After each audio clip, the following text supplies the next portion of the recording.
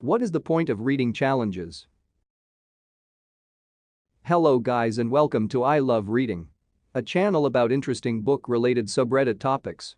If you love our content, please press the like button, leave a comment and lastly, if you're new here, subscribe to our channel. Now let's get started.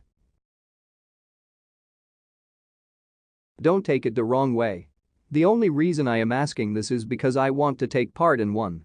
I recently saw Popsiger Reading Challenges 2020 list. What got me curious is, does it really serve any other purpose than diversifying the TBR? Are the lists of these challenges curated specially for any other purpose, obviously apart from encouraging people to read more books? I think it helps people with choice anxiety too. I know from personal experience when it is time to pick a new book and I haven't mentally planned for what that book is going to be, there is a mad scramble to find something to interest me. With the challenge, you are limiting yourself and making the choice somewhat easier. It isn't every book ever anymore, it is book written before 1980 or book with the word green in the title. Suddenly your scope narrows and you can choose from a handful of books. That's quite an explanation. Usually, I never face this conundrum as I buy 10 to 20 books in advance based on my Goodreads to be read and pick one of them as my next read. As far as the Goodreads to be read goes, I keep researching about books and add them to Goodreads to be read. Though your point of view makes complete sense. I find them to be a real double-edged sword. Keeps me motivated to dive back in and find something new if I've hit a book drought, but there are years I have set my goal high and I'm totally reading BS I'd normally toss to the side just to get over the finish line. I really like them for the sole purpose of diversifying my usual list of books. This year I've been trying to read all of the Booker Prize-winning books, but I don't think I'll complete the challenge. So planning to carry on next year. One part of the challenge is doing something in community with other folks. Even if you don't meet the challenge and just marginally participate, you're doing something with others, which has value, in my opinion at least. I don't know that they have a point for me, they're just fun. I do Popsiger and Seattle Book Bingo every year and I have a really good time with the challenges. My to be read has over 600 books on it. I like combing through the list to find books to plug into each category. Sometimes it pushes me to try books outside of my comfort zone. For example, this year's Popsiger includes reading a Western. I have little interest in Westerns and would never pick one up of my own volition, but maybe I'll be surprised. The Popsiger list, in particular, seeks to diversify your reading and keep with current trends.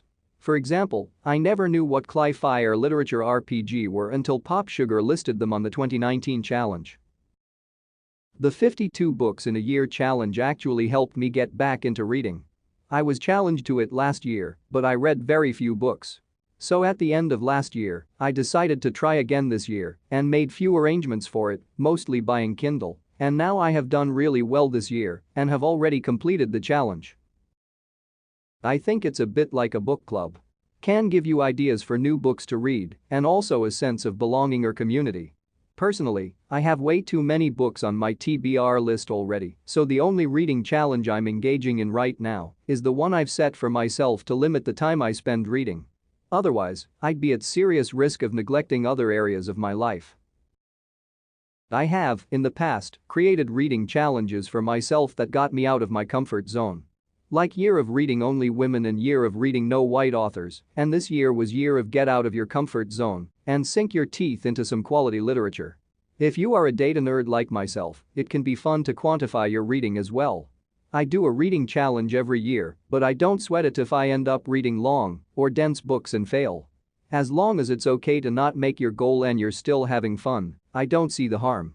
I deliberately downgraded my challenge from 100 books to 75 this year as part of my challenge to myself to read things that I cannot get away with skimming. 75 books is not a lot for me as I spend a lot of time that other people might spend watching movies or socializing reading. Don't be sad for me. I'm happily married. Just equally happy being an introvert reading in a coffee shop every morning before work as well. To give you an excuse to ignore your family, stay in bed and read.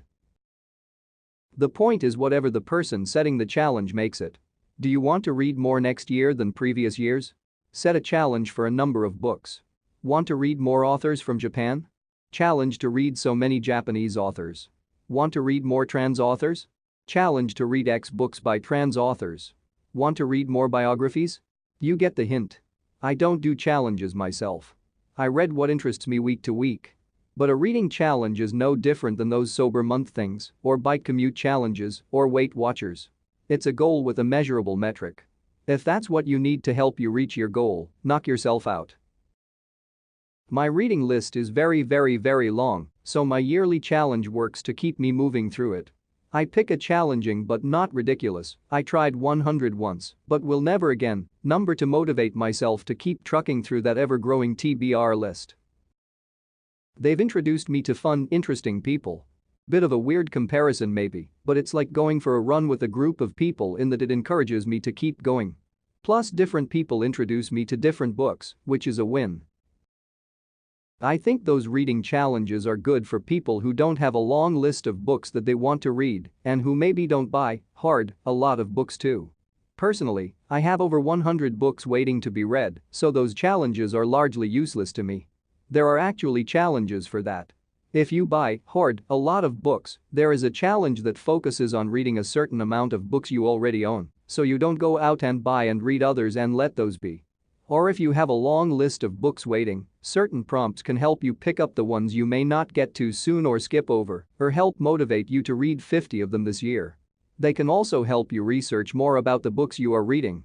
You find out the author wrote it when they were 20, or that book won a literary prize, or that book is becoming a movie, so you might want to move it up on the list, then see the movie. I set an achievable goal and then move it if I get close. This year I got close halfway through the year and doubled it. My goals each year include reading the oldest book on my TBR list and reading a book from each decade, 1990 to 2000. There you have it, the importance of reading challenges. As an appreciation for watching this video till the end, click the link in the description below, sign up, and choose 2 books of your liking from a collection of more than 150,000 audiobooks. Completely for free. Thank you for watching till the end. If you loved the video, don't forget to press the like button and also subscribe to I Love Reading. See you on the next video.